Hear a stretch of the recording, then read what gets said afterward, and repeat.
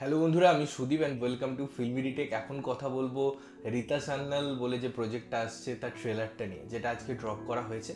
কেমন লাগলো এই ট্রেলারটা এবং এর পরিচালক অভিরূপ ঘোষ তিনি কীরকম কি ল্যান্ডমার্ক ক্রিয়েট করতে পারলেন, কীরকম কি ছাপ রাখলেন বলিউডে, সেটাও নিয়েও কথাবার্তা থাকবে। তো প্রথমে আমি যদি অভিরূপ ঘোষকে নিয়ে কথা বলি, তার যে কাজের ধরন বা রহস্য রোমাঞ্চ সিরিজ যখন তিনি বানিয়েছেন তখন থেকেই একটা এক্সপেকটেশনের পারদ চড়েছে। হ্যাঁ, সেই কাজগুলো নিয়ে অনেক সময় কথা হয়েছে, আমি অনেক সময় সে কিছু কিছু জিনিস নিয়ে ক্রিটিসাইজ করেছি।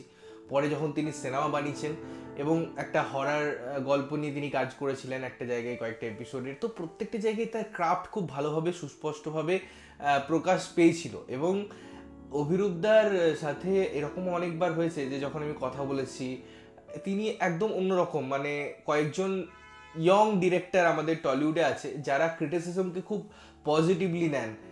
আজকে কোনো জিনিস ক্রিটিসাইজ করছেন তার কাজ বা তাকে নিয়ে কিছু বলছেন, তিনি মন দিয়ে শুনবেন এবং সেটা পরের কাজে ইমপ্লিমেন্টেশন করুক বা না করুক, ওই যে একটা অ্যাপ্রোচ থাকে না যে শোনার, সেটা তার মধ্যে আছে এবং তার জন্যই হয়তো আজকে এরকম একটা কাজ তিনি ডেলিভারি করতে পারছেন। কারণ কলকাতা থেকে তো সত্যি বলতে অনেকেই গিয়ে কাজ করে, কারো কারো কাজ ভালো হয়, কারো কারো কাজ লোকজন দেখে, কিন্তু এই ট্রেলারটা দেখার পর জাস্ট ছিটকে যেতে হয়।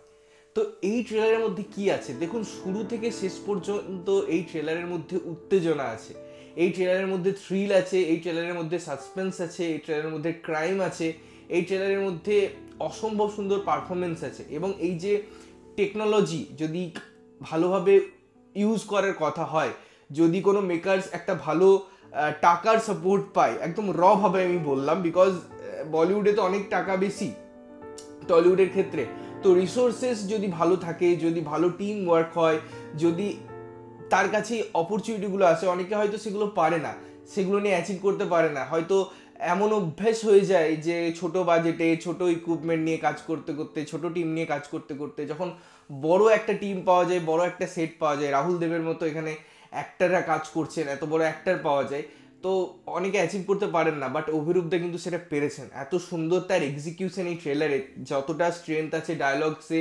যতটা স্ট্রেংথ আছে তার এক্সিকিউশনে, এবং লুক অ্যান্ড ফিল, ওই যে একটা ক্রাইম, ওই যে একটা কোর্টরুম, ওই যে একটা জিনিস যেটাকে পুরোটা কোথাও গিয়ে হাইলাইট না করা স্টোরিটা, আবার যেটুকু বলছে সেটার মধ্যে একটা হাইপ ক্রিয়েট করে দেওয়া, একটা ভালো জায়গায় পৌঁছে দেওয়া, এটা একটা একটা টেকনিক্যালি একটা ট্রেলারের কাজ। এবং কত সুন্দরভাবে সেটা প্রেজেন্ট হতে পারে, কত সুন্দরভাবে সেটাকে প্রেজেন্ট করা যায়, সেটা কিন্তু এই ট্রেলারটার পরদে পরদে বোঝা যাচ্ছে। আমি অনেকবার ট্রেলারটা দেখেছি এবং যতবার দেখেছি আমার খুব প্রাউড ফিল হচ্ছিল যে না, অভিরূপদা এরকম একটা কাজ অ্যাচিভ করেছে, এরকম একটা আউটপুট দিয়েছে, এরকম একটা কাজের ঝলক আমাদের দিয়েছে। ডিসনি প্লাস হটস্টারে আমরা এটা দেখতে পাবো অক্টোবর মাসেই।